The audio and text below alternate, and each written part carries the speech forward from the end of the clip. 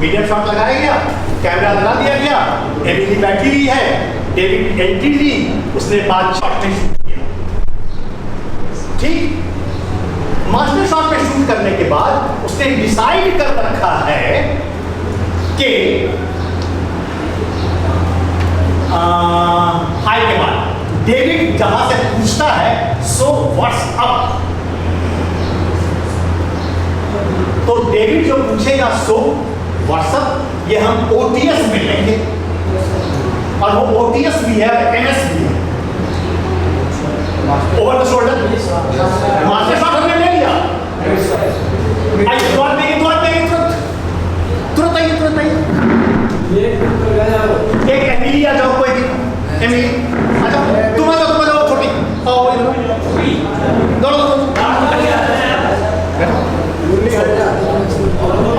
Please Emily, नहीं कोई भी समाज में ज्यादा जल्दी आएगा। प्लीज एमिली, ओके, ये बैठी हुई जब आप बोलो ये डेविड है, ठीक, एमिली बैठी हुई है, ऑलराइट।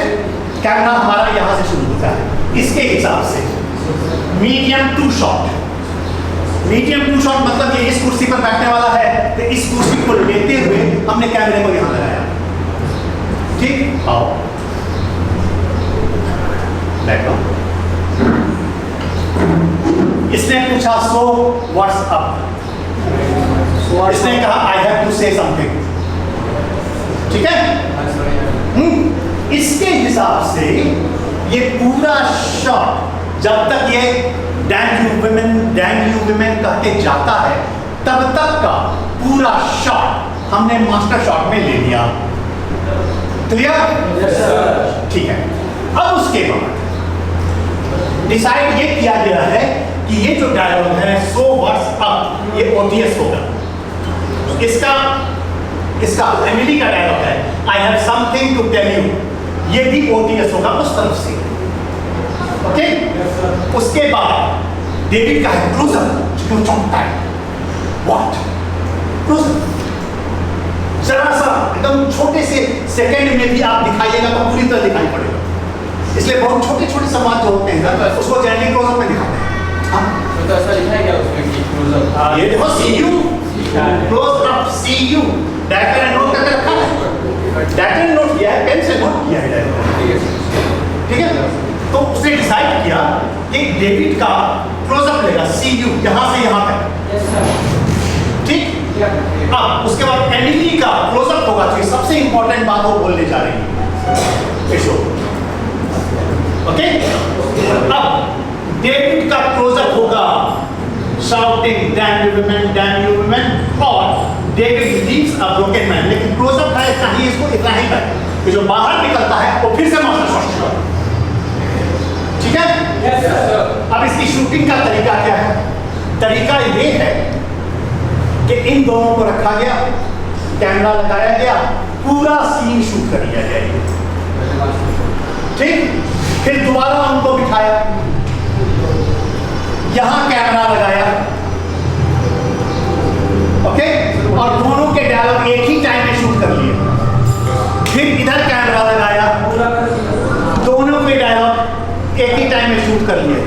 फिर ये क्लोजअप लगाया, और जहां से क्लोजअप स्टार्ट होता है उसके जरा सा पहले से कभी भी शूटिंग कट टू कट मत करना, there must always be overlapping, और जो ओवरलैपिंग का जोन है वो एग्जैक्टली वही होना चाहिए जो पहले आपने किया था। अभी तो सारे शॉट्स ओवरलैपिंग है क्योंकि मास्टर शॉट हम पहले ले चुके हैं, तो जिस वक्त जो कुछ भी कहा था उस वक्त तुम्हारा हाथ जहां था, तुम्हारा हाथ जहां था, तुम्हारी आंख जहां थी, क्लोजअप में भी उसी वक्त वही होना चाहिए, नहीं तो एडिटर्स को ज्वाइन कर ही नहीं पाएगा, कंटिन्यूटी मैच नहीं करेगी। कंटिन्यूटी क्या होती है हम आगे बताने वाले हैं, हम पढ़ाएंगे। 3-4 कैमरे लगे हुए रहते होंगे ना, हाँ वहाँ पर तो 3-4 कैमरे लगे हुए रहते होंगे। बिल्कुल नहीं, होल्ड सर मार्किंग होती है ना, होल्ड मार्किंग होती है, मार्किंग भी मैं आप लोगों को बताऊंगा, मार्किंग कैसे करना है। ओटीएस के साथ ऐसे लिखा हुआ है, और शोल्डर पे क्या है ओटीएस के साथ ऐसे लिखा हुआ है, ओटीएस एमएस मतलब शॉट को ऐसे रखना है, यहाँ से लेना है, लेकिन ओटीएस होना है। ओटीएस होना है मतलब कैमरा से दिखाएगा तो वो यहाँ से ले यहाँ तक दिखाई पड़ेगा। ओके, तो सामने वाले का मिड शॉट क्या लिया जाएगा, है ना? तो यहाँ से इसे दिखाया जाएगा। उसके बाद फिर क्लोजअप होगा, तो क्लोजअप हो गया डायरेक्ट शॉट। कल मैंने बताया था ओटीएस और डायरेक्ट में क्या फर्क है। डायरेक्ट देते हैं तो सिर्फ इससे कनेक्ट होता है ऑडियंस, ओटीएस करते हैं तो दोनों से कनेक्टेड होता है। ठीक, तो जो भी सीयू है क्लोजअप, वो ले लिया इधर से, क्लोजअप ले लिया इसका इधर से। ओके, बस हो गया। यहाँ तक क्लोजअप ले लिया इसका, बात खत्म हो गई, शूटिंग कंप्लीट। अब शूटिंग कंप्लीट। अब ये सारी सामग्री जाएगी एडिटर।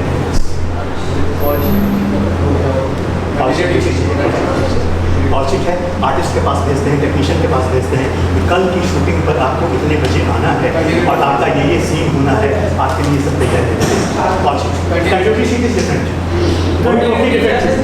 मैं बताऊंगा वो एक पूरा होगा इसमें कि script to screen making process वो बताया जाएगा। ठीक, अब आ जाएंगे। तो अब एडिटर क्या करेगा, एमिली वेटिंग वहां से लेके hi sorry I am late, Emily कहती है हाई, यहां तक वो मास्टर शॉट रखेगा।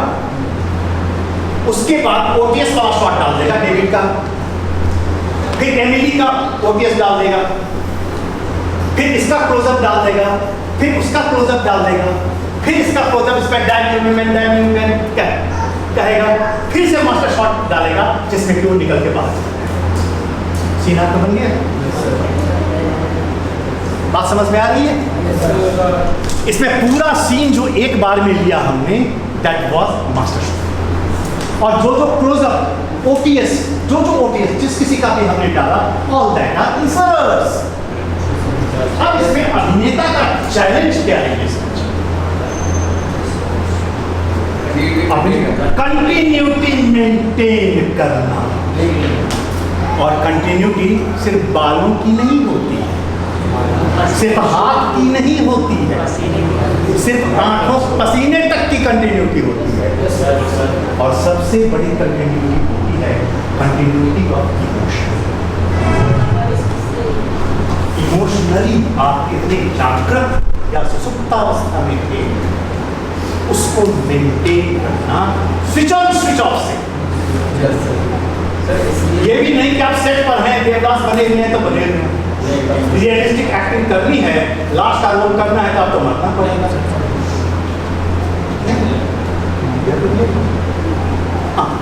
सर इसलिए मान लो सीन काट दिया जाता है। अगर मान लो 2-3 एक्टर्स साथ में सीन कर रहे हैं तो किसी एक एक्टर की अगर मिस्टेक हो गई, उसने कंटिन्यू नहीं, पूरा शॉट उठा के डस्टबिन, फिल्म की मेकिंग में तो सबसे बड़ी क्या कहते हैं उसको, आयतन वाली चीज, वॉल्यूम वाली चीज होती है, वो होती है डस्टबिन। चाहे दूसरे एक्टर कितना भी अच्छा है। वही है, शूटिंग हम लोग बहुत कम करते हैं तो शूटिंग रेशियो 1:4 होता है। 4 गुना ज्यादा शूट करते हैं हम लोग, तो 3 गुना डस्टबिन में जाता है। और जो बड़े बड़े डायरेक्टर हैं वो 1:100 शूट करते हैं, 1:100 शूट करते हैं। चेज सीन, मान लीजिए chase scene, okay, motor boat पर एक आदमी भाग रहा है, उसके पीछे मोटर बोट पर दूसरा है, और कनाल के किनारे किनारे एक कार है जो पीछा करके इसे गन लिया हुआ आदमी है। सर शूटिंग में जैसे कहते हैं मूवी में बजट है, तो सर इसी फिल्म से इसी में जाता है ना परफेक्शन पाने। अब चेज सीन है तो जनरली आप 1:20-30 शूट नहीं कीजिएगा तो आपके उसमें जो जान ही नहीं आएगी, तो आपको बाकी उतना परसेंट उठा के फेंकना है, और फेंकना नहीं, उसको कहते हैं फेंक देना। इसी में कई अभिनेताओं को ये शिकायत जाती है, मेरा बहुत ज़्यादा शूट किया था, सब काट दिया है। अक्सर सुनते होंगे आप, सही भैया, उसको आपसे कोई दुश्मनी नहीं, आपसे कोई दुश्मनी नहीं है, उसको मतलब सिर्फ दृश्य से, सिर्फ सीन से उसको मतलब, उसके लिए जो जहाँ पर सही है जहां पर जरूरी है वो सिर्फ वही डालेगा। एडिटर क्या करता है? मुख्य रूप से फिजिकली क्या करता है? मेंटल प्रोसेस की बात नहीं करता, कहीं कुछ कट करता है, उसको कहीं पर पेस्ट करता है। लेकिन आप सबने एडिटिंग की हो, आप में से कौन है जिसने एडिटिंग नहीं की है भाई? मुझे लगता है सबने की होगी। आज ओके, एडिटिंग आप करते हैं ताकि करना क्या है? अब कोई पूछे राइटर करता क्या है? लिखता है, पर क्या लिखता है उस पर ना मामला है। कटिंग और पेस्टिंग किस अनुमान से, किस तरीके से वह करता है, इस पर ना मामला है। उसके पीछे 2 डिसीजन होते हैं, सिर्फ 2 डिसीजन होते हैं। एक बात याद रखिए, अपने आप को समेटना सीखिए। जैसे कि अगर संपादन कर रहे हैं तो पूरी फिल्म और मैं महान, मुझे इतना बड़ा ग्राउंड में प्ले करना है, नहीं भैया, फोकस पे हो जाएंगे। आपको करना क्या है? पहले तो कटिंग और पेस्टिंग करनी है, उसके बाद 2 डिसीजन लेने हैं। क्या डिसीजन है? नंबर 1, कौन सा शॉट किस जगह पर डालना है, ये डिसीजन। नंबर 2, उस जगह पर डालें तो वहां कितनी देर तक वो शॉट लगेगा, यानी placement of the shot and duration of the shot. ये 2 चीजें डिसाइड करता है। That's all. तो अगर आप एडिटर, अच्छा एडिटर अगर आप बनना चाहते हैं तो आप सिर्फ इन 2 डिसीजंस पर कॉन्सेंट्रेट कीजिएगा, सब सीख जाइए।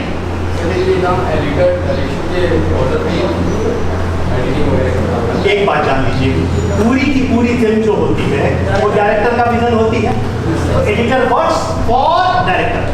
सर इंडिया में प्रोड्यूसर का हाथ, cameraman works for director. Sir एक बात सुन लीजिए, सबसे पहले फिल्म लेखक जब फिल्म लिखता है, लेखक किसके लिए film? Not for the audience,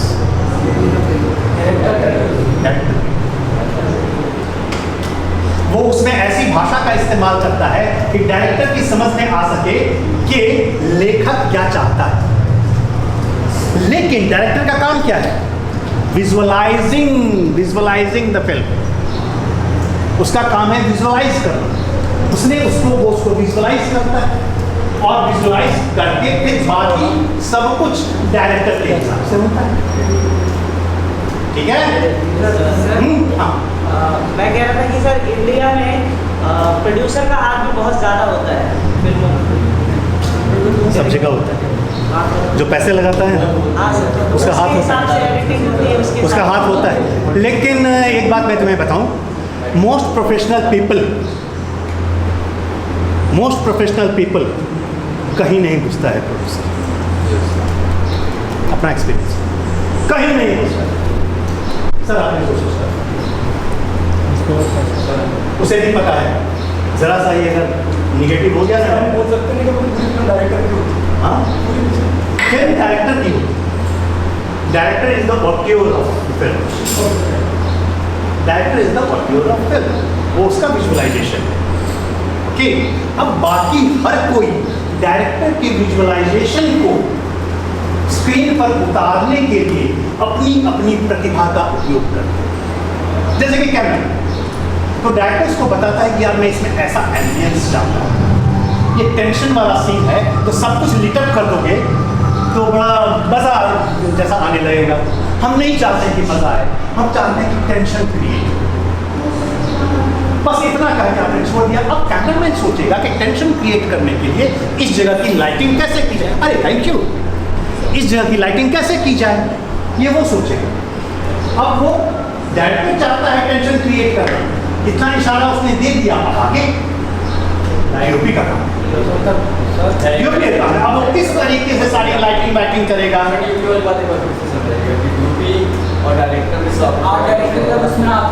बहुत बड़ा आर्ट सेट का, मान लो ये दृश्य जो है वो इस तरह के क्लासरूम के बीच है ना, क्योंकि ये नाटक की क्लास है।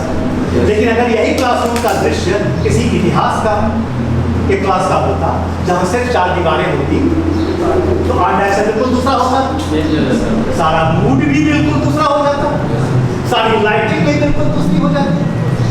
तो आर्ट डायरेक्टर की रचनात्मकता वहाँ इतनी ज़्यादा काम आती है, मगर डायरेक्टर को बहुत ज़्यादा नहीं घुसना चाहिए। अब डायरेक्टर को ये नहीं करना चाहिए कि नहीं यार मुझे इतना शैडो चाहिए और इतना वो चाहिए। अक्सर डायरेक्टर जो है ना वो बॉस बन जाता है,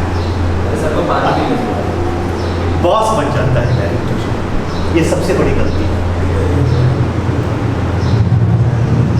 never be a boss, don't be a boss. Boss सिर्फ प्रशासनिक सेवाओं में, क्योंकि वहां बॉस बने बिना काम नहीं चलेगा।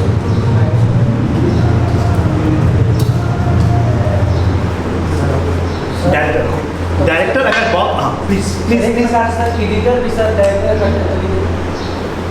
कठपुतली नहीं है।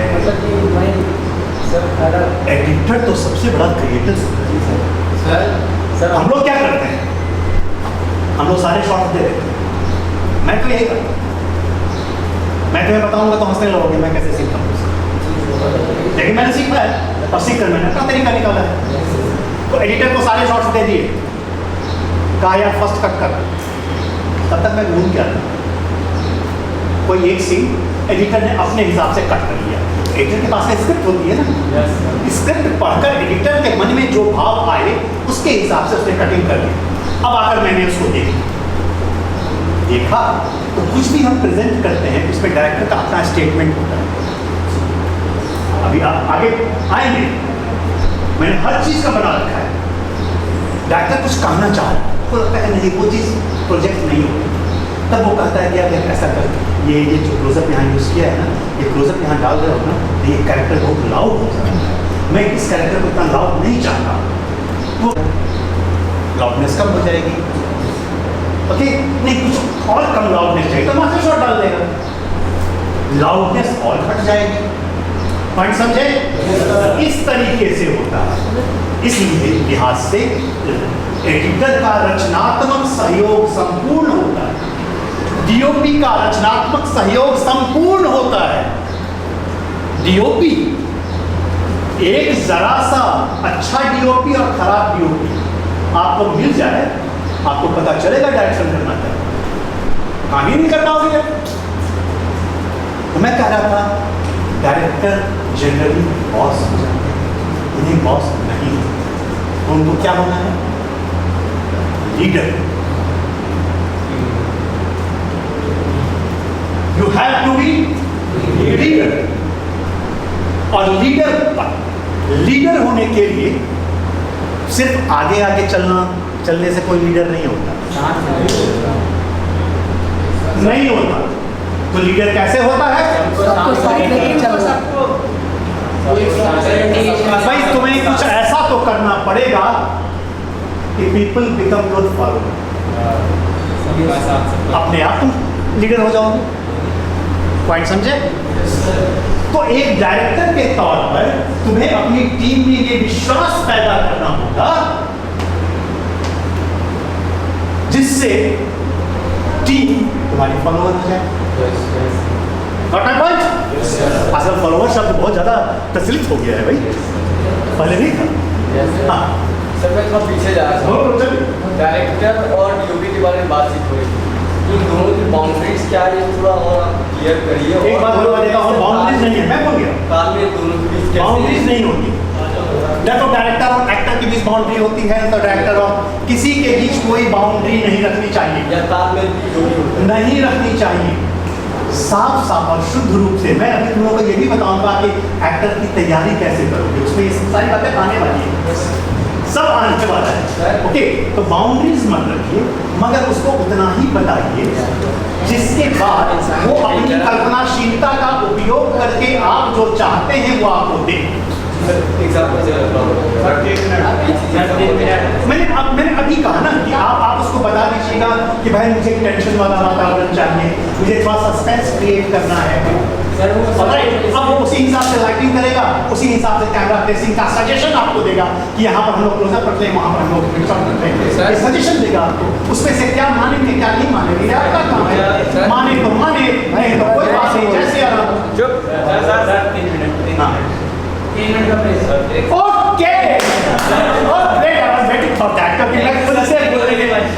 घुमाता हूँ।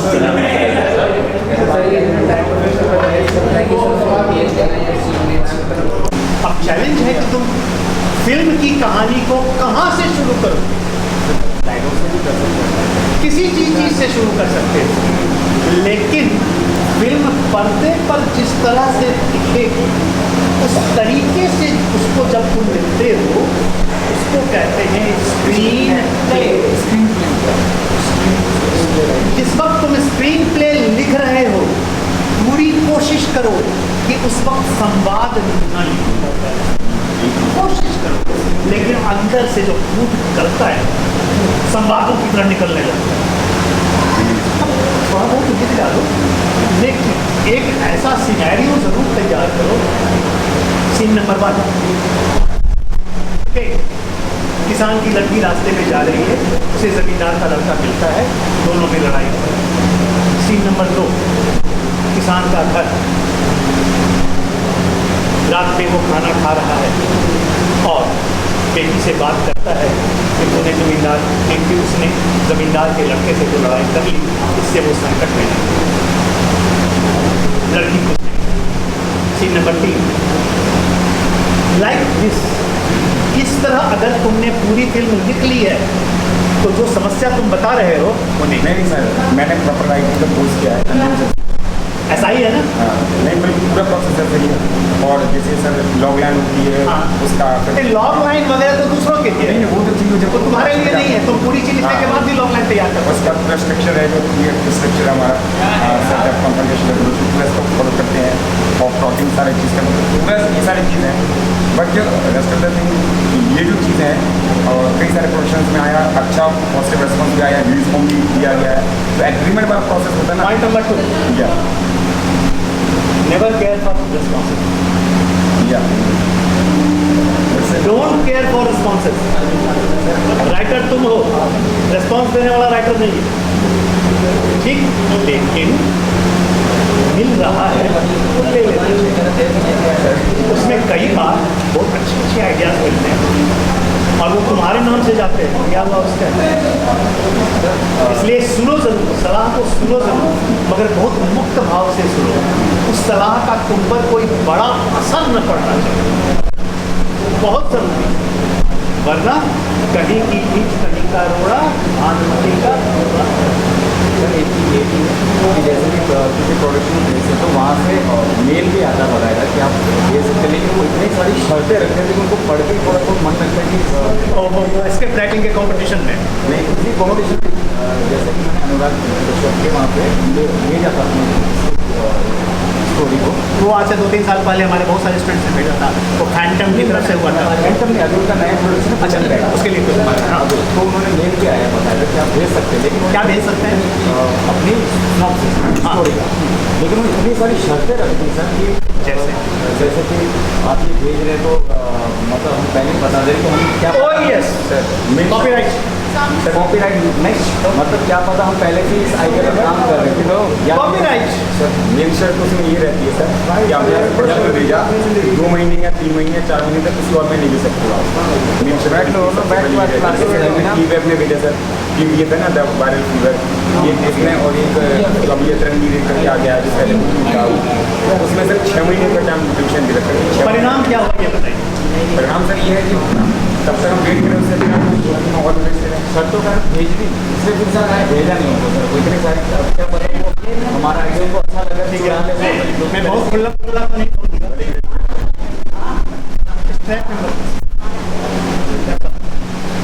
अपना सब्जेक्ट नहीं साहब, इस ट्रैक में मत फंसिए, मैंने ट्रैक शब्द का उपयोग किया। ये चीज़ सबसे पहले टीवी चैनल्स करते थे, सबसे प्रोजेक्ट्स मंगवाते थे और उस प्रोजेक्ट पर खुद से बना के और आपसे पहले से लिखवा लेते थे कि अगर उसी चीज़ पर हो सकता है हम भी पहले से काम कर रहे हो तो उसको लेकर हम आ गए तो आप कोई केस नहीं कीजिएगा, पहले से लिखवा लेते। Don't fall in this track. Sir कहाँ है? फिर क्या करना है मैं अपनी स्क्रिप्ट कैसे आगे बढ़ानी अनुमति हो तो कुछ और करें। सर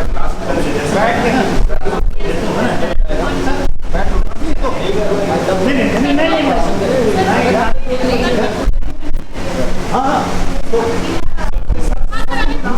तो मान लो तुम लोग की क्लास हो गई सर ये तो आपने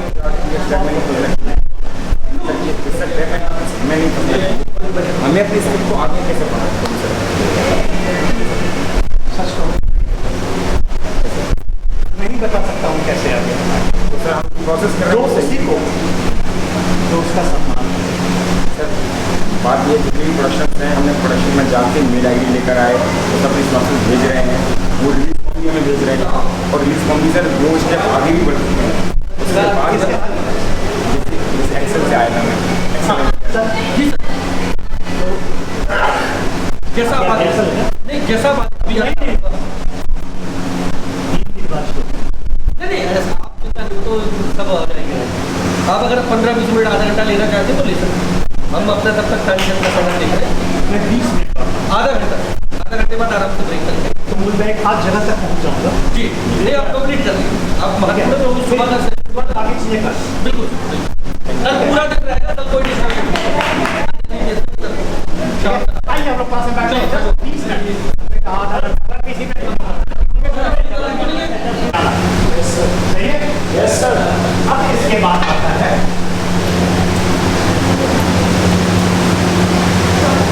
कैमरा मूवमेंट के हिसाब से तो सबसे पहले आप लोग समझ लीजिए कि कैमरा मूवमेंट 2 प्रकार के होते हैं। एक जब कैमरा अपने axis this is camera axis ये जो पॉइंट है इसको कैमरा एक्सिस कहते हैं। ये समझ लीजिए मानव शरीर की गर्दन ठीक अब मैं कैमरे के पास नहीं जाऊँ अब मैं कैमरा ये जो शरीर है ये स्टैंड है ये मुंडी कैमरा ठीक तो कैमरा के 2 सबसे प्रमुख मूवमेंट होते हैं एक when camera is in static position जब कैमरा स्थिर खड़ा है और अपने एक्सिस पर कैमरा घूम रहा है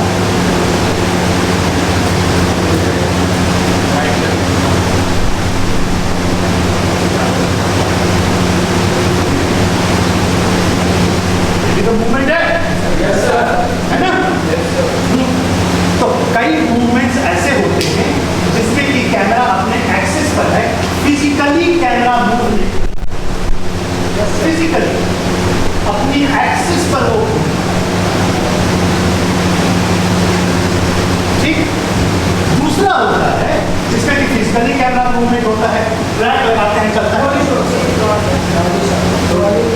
trolley shot drone shot physically camera घूमता है तो सबसे पहले वो मुख्य रूप से 2 डिवीजन हो गए एक व्हेन कैमरा इज स्टैटिक दूसरा when camera is physically moving सही है अब हम लोग सबसे पहले बात करेंगे कैमरा जब स्टैटिक है तब मुख्य रूप से इसमें 2 मूवमेंट होंगे एक तो होगा बाएं से दाएं आपने स्क्रीन डायरेक्शन जब पढ़ाया तो मैंने बताया लेफ्ट राइट होता है ना एक होगा बाएं से दाएं दाएं से बाएं दूसरा होगा ऊपर से नीचे नीचे से ऊपर आप लोग जानते हैं ट्रांसवर्स मूवमेंट जो हम देंगे बाएं से दाएं दैट इज नोन एज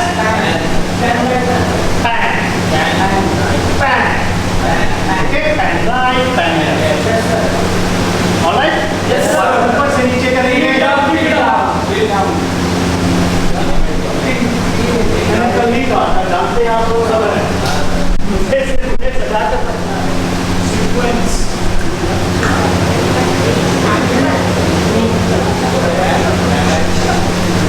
हमने अलग से उसमें जूम शॉट लिख रखा है एक जूम शॉट क्या होता है एक ही शॉट में जब इमेज साइज चेंज हो रहा हो तो वो जूम शॉट क्या समझे लॉन्ग शॉट से हम क्लोज शॉट पर चले गए एक ही शॉट और जाने का जो रास्ता है वो रास्ता भी शूट हुआ है तो वो जूम वो रास्ता भी शूट हुआ है बिल्कुल शूट वो रास्ता भी शूट हुआ है मतलब यहाँ से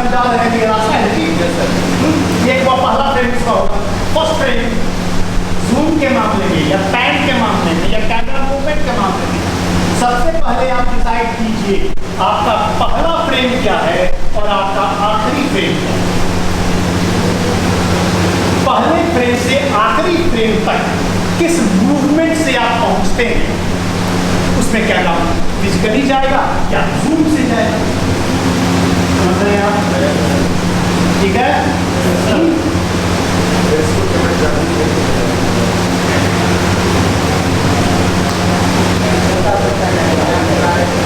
ये जो चलता फिरता कैमरा है ना, इसके शॉट्स का डिवीजन जो है ना, ये डिवीजन मशीनों के हिसाब से है। देख लीजिए, देखिए ट्रैक शॉट, एक ट्रैक एक मशीन है भाई, ट्रैक लगाया तो ट्रैक शॉट हो गया।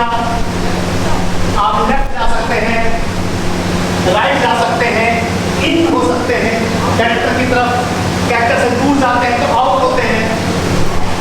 आप सर्कुलर ट्रैक होता है, हाफ सर्किल होता है और शू के शेप में होता है, ऐसे अंडा का ओवल ओवल ओवल। तो वो कुछ भी हो सकता है, लेकिन फिजिकली कैमरा घूमता है। अब वो ट्रैक पर घूमे या हाथ में लेके घूमे या रस्सी में बांध कर मुंह नचा लीजिए, आपकी मर्जी। मगर उसका एक फर्स्ट फ्रेम और एक लास्ट फ्रेम होगा ही। समझ रहे हैं? ठीक उसी तरह रिग शॉट, रिग एक मशीन होती है, मैं दिखाऊंगा आपको। पेडेस्टल शॉट, पेडेस्टल शॉट होता है वर्टिकली ऊपर से नीचे, नीचे से ऊपर, वर्टिकली किसी को जूते से लेकर पैर तक दिखाना है। तो आप टिल्टर भी कर सकते हैं, लेकिन टिल्टर में क्या है, ऐसे आपने रखा है तो यहाँ से शरीर की दूरी ज़्यादा है, जब यहाँ पर आएगा तो यहाँ से शरीर की दूरी कम हो जाएगी, फिर यहाँ से ऊपर जाएगा तो फिर ज़्यादा हो जाएगी। फोकस का प्रॉब्लम है। ठीक, तो एक पेडेस्टल होता है मशीन जिससे क्या घुमाते हैं और कैमरा यो नीचे आता है, यो ऊपर चला जाता है। आजकल पेडेस्टल शॉट लोग बहुत कम यूज करते हैं। Hand hand shot, gimbal shot सब लोग जानते हैं, crane shot, Jimmy gym shot, hand hand camera हाथ में लेके गिम्बल ड्रोन शॉट। अभी बताता हूँ बेटे गिम्बल शॉट क्या होता है। एक minute silence, concentrate on the screen. ये क्या है? Track shot. इसमें आप बना ट्रैक शॉट, ट्रैक पर कैमरा रखा हुआ है ना? ठीक है, ये भी ट्रैक है, ट्रैक है। ट्रैक के ऊपर ट्रॉली रखी हुई है, ट्रॉली के ऊपर कैमरा रखा जाएगा और वो घूमेगा। सर्कुलर ट्रैक है, देखो है ना, पूरा सर्किल है। कई बार देखते होंगे तो वो दौड़ते भी आए और मिले और कैमरा घूमने लगा। चारों तरफ ट्रैक लगाना पड़ेगा, फिर कैमरा घूमेगा तभी ना। रिग शॉट, रिग शॉट, ये कैमरा रिग है, इससे शॉट किया जाएगा। ये भी कैमरा रिग है, अलग तरह का रिग है, शोल्डर रिग इसको बोलते हैं। अब ये देखिए रिग है, आप तो देखते हैं 1 मील तक कार चली गई, अपना के पीछे यहाँ कैमरा लगा हुआ था। आपको मोटरसाइकिल पर बैठकर अगर लगाएगा तो इतना इतना हिलेगा कि रिग को कार में चिपका देते हैं, उसके ऊपर कैमरा रहता है, लगा देते हैं। ऐसे कितना ध्यान रखते हैं कि कार किसी दीवार के ज़्यादा नजदीक ना जाए, किसी पेड़ के ज़्यादा नजदीक ना टकरा ना जाए, उतना स्पेस रखे और तब आप उसको लेके जाए। रिग शॉट है। तो जिस मशीन का उपयोग किया जाता है उस मशीन के नाम पर उस शॉट को आप एक रिग शॉट लेना है। तो प्रोडक्शन मैनेजर सबसे पहले क्या करेगा? पहले वो रिग की बुकिंग करेगा। एक टाइम था कि रिग चलाने वाला सबसे कॉस्टली कैमरा मैन हुआ।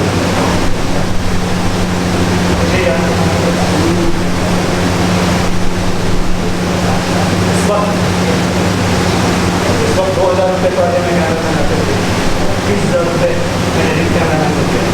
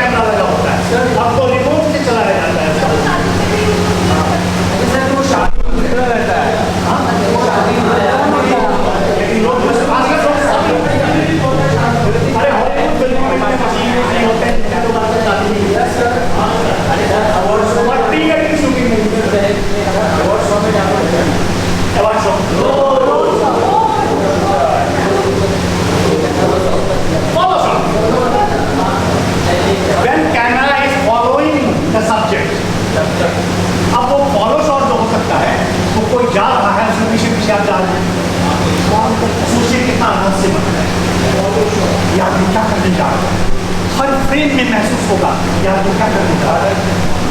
ठीक, एक फॉलो शॉट हो सकता है, कभी कोई आ रहा है फ्रंटर और कैमरामैन यहाँ पर है और कैमरा पीछे जा रहा है, ओके। एक हो सकता है ट्रांसफर जा रहा है, ये आदमी इधर से इधर जा रहा है और कैमरा इसको ट्रांसफर फॉलो कर रहा है। सही है? Yes sir. फॉलो शॉट की अपनी भाषा होती है, फॉलो शॉट हमेशा बहुत जिज्ञासा होता है। जैसे कि आपने बाहर में चिंता नहीं बताया, हाँ, that is follow shot, that is follow shot. Cameraman follow नहीं कर रहा है, मशीन फॉलो कर रही है, but it is follow shot. तो यूं समझिए कि जिस तरह का काम लिया जा रहा है उस तरह का नाम दे दिया जा रहा है। सही?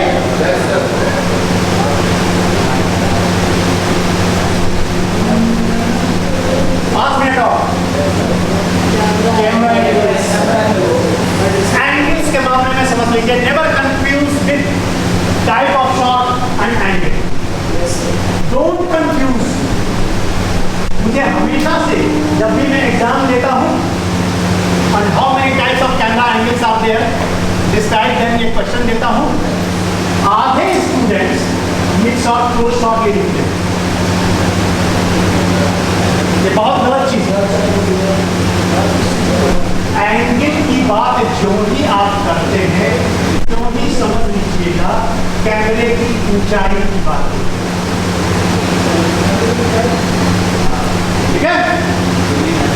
एज ए डायरेक्टर अगर आप कैमरा सेट कर रहे हैं तो पहला डिसीजन कहां पर कैमरा रखते हैं, मैंने कल बताया था। दूसरा डिसीजन कैमरे की हाइट क्या होगी। तीसरा डिसीजन इमेज साइज क्या होगा, क्लोजअप होगा मिक्सअप होगा क्या होगा, इसी जगह पर इसी हाइट से लेंस चेंज कर देंगे, इमेज साइज चेंज हो जाएगा। समझ रहे हैं आप? तो कैमरे की हाइट क्या, सबसे आदर्श हाइट होती है कैमरे की, सबसे नॉर्मल और नेचुरल हाइट होती है कैमरे की आई लेवल, आंख के लेवल पर, सब्जेक्ट के आंख के लेवल पर। आई लेवल से ऊपर है आई लेवल से नीचे है लो एंगल, और क्या है बहुत सिंपल। लेकिन असल में जमीन आसमान का, कहीं पर आपने हाई एंगल कर दिया, कहीं पर आपने लो एंगल कर दिया, सिर्फ इसलिए कि शॉट सुंदर दिखता है। आपको हमेशा याद रखिएगा, सिनेमा में सुंदर और बदसूरत कुछ नहीं होता, सिनेमा में अच्छा और बुरा कुछ नहीं होता। सिर्फ एक चीज होती है, फिट है या अनफिट। चौकोर फ्रेम है, गोल तस्वीर डालिएगा, अनफिट है, चाहे वो तस्वीर कितनी भी सुंदर क्यों न हो। समझ गए बात? इस आधार पर डिसीजन लीजिए।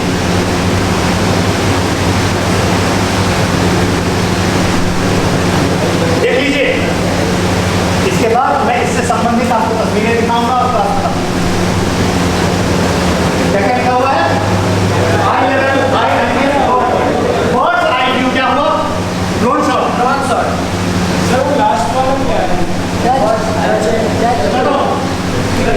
बर्ड्स आई व्यू क्या हुआ? जमीन को कैमरा लिख दिया, आसमान दिखा दिया। डच एंगल क्या हुआ? कैमरा ऐसे है, यूं कर टेढ़ा कर दिया। इसका असर क्या होता है अब आपको तस्वीरों में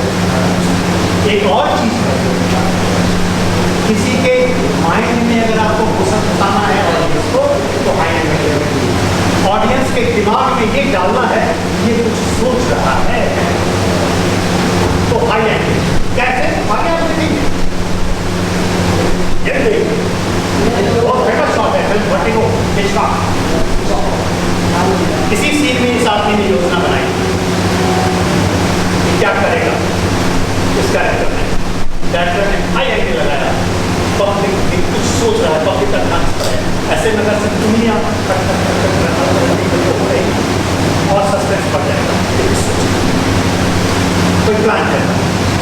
वाटर लॉन्च? Yes sir.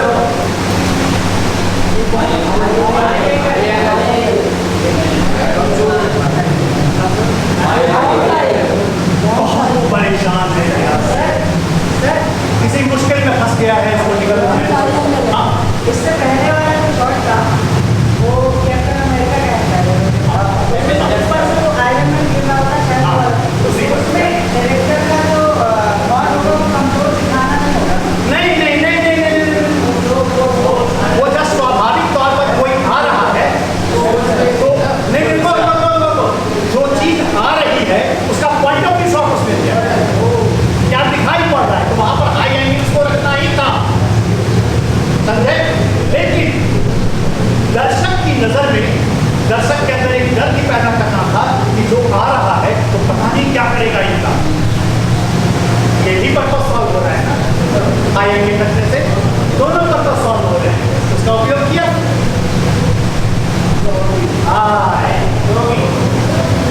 आप गौर कीजिएगा, पूरी फिल्म में हर एक पार्ट में ये कैरेक्टर जब भी आया है इसको हल्का सा हाई एंगल में रखा गया। Yes sir. कितने काम की चीजें ये आदमी बोलता है, मतलब इसका माइंड हमेशा चलता रहता है। ठीक है?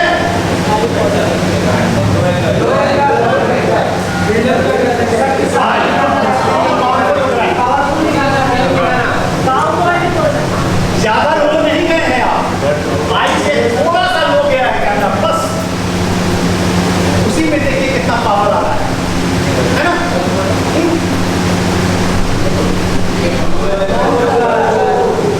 इसी में वो यूं करता हुआ टर्न देता है। अब आप सोचिए अगर इस शॉट को हाई लेवल से लिया जाता तो क्या ये प्रभाव उत्पन्न हो सकता था? अब आपकी समझ में आ रहा है कैसे types of shot is the alphabet of what you are going to write. इस वक्त आपको कौन सा शॉट यूज करना है ना? 2 मिनट और।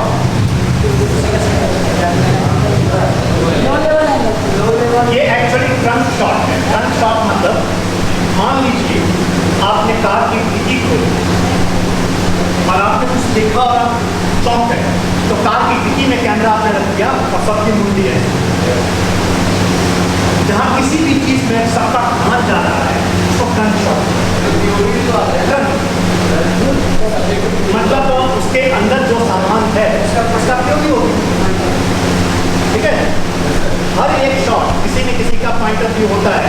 अगर वो किसी का पॉइंट ऑफ व्यू नहीं है वो दर्शक का पॉइंट ऑफ व्यू होता है। एक्सट्रीम क्या बॉर्ड है? बॉर्ड आई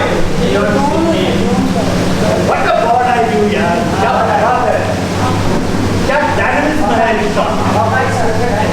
आपको देख के महसूस होगा कि इसमें गति है, स्पीड है ना?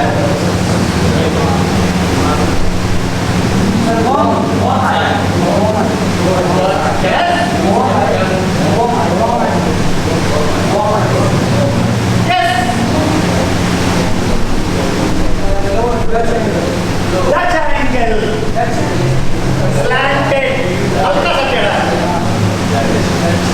Dutch angle डायनामिज्म क्रिएट करने के लिए डाला जाता है। आप जाइए और उसकी फिल्में देखिए, टॉम क्रूज, मिशन इम्पॉसिबल। आपको जब जब वो विलन को धमकाएगा ना, आप हमेशा स्लैंटेड शॉट देखिएगा। और एक दूसरी बात है, स्लैंटेड शॉट नहीं याद नहीं जाता है। देखो आई मीन टॉम क्रूज, मैं शॉट दिखाऊंगा है ना, स्लैंटेड। देखिए रहस्य कितना पड़ गया। ये ना लो, हल्का स्लैंटेड है, हल्का सा स्लैंटेड है, लेकिन इससे दिमागी दूसरा असर रहता है। साफ साफ लग रहा है कि साहब मैंने डिसाइड कर रखा है कि आप दोनों कर रहे हैं, जबकि चेहरे पर ऐसा कोई भाव नहीं है, फिर भी क्या हावी हो। 5W1H आपने सुना है इसके बारे में?